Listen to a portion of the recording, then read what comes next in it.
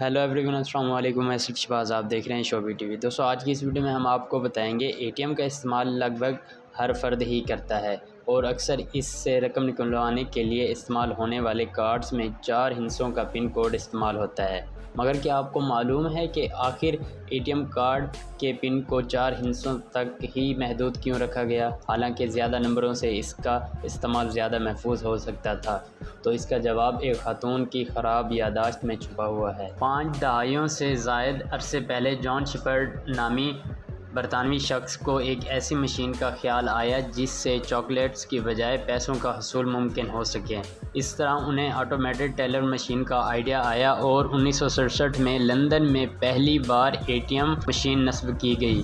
मगर मशीन की तैयारी के साथ साथ जॉन शेपर्ड को ये एहसास भी हुआ कि सारिफिन के तहफ़्फ़ुज़ के लिए भी कुछ करना होगा, तो इसका हल पिन कोड की शक्ल में निकाला गया। अपने पुराने फ़ौजी नंबर को ज़हन में रखते हुए जॉन शेपर्ड ने इब्तदाई तौर पर 6 हिस्सों के कोड को तैयार किया, मगर एक इंटरव्यू में उन्होंने बताया कि उनकी अहलिया कैरोलिन ने इस ख्याल को किचन में बात करते हुए मुस्तरद कर दिया।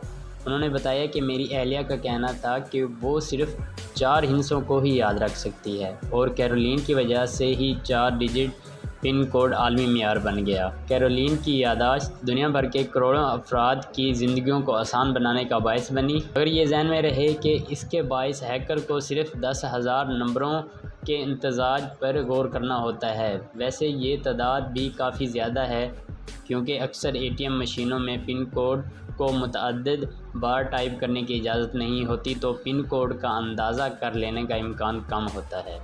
जॉन शेपर्ड ने ज़िंदगी में मुतअद्दिद चीज़ों पर काम किया, मगर उन्हें एटीएम और पिन कोड की वजह से ही जाना जाता है। उन्हें इसकी अहमियत का अंदाज़ा उस वक्त हुआ जब वो अपनी अहलिया के साथ छुट्टियां मनाने थाईलैंड गए, जहां एक काश्तकार ने अपनी टोपी से कार्ड निकालकर एक कैश मशीन को इस्तेमाल किया। उस वक्त जॉन शेपर्ड को एहसास हुआ कि उन्होंने किस हद तक दुनिया को बदल दिया।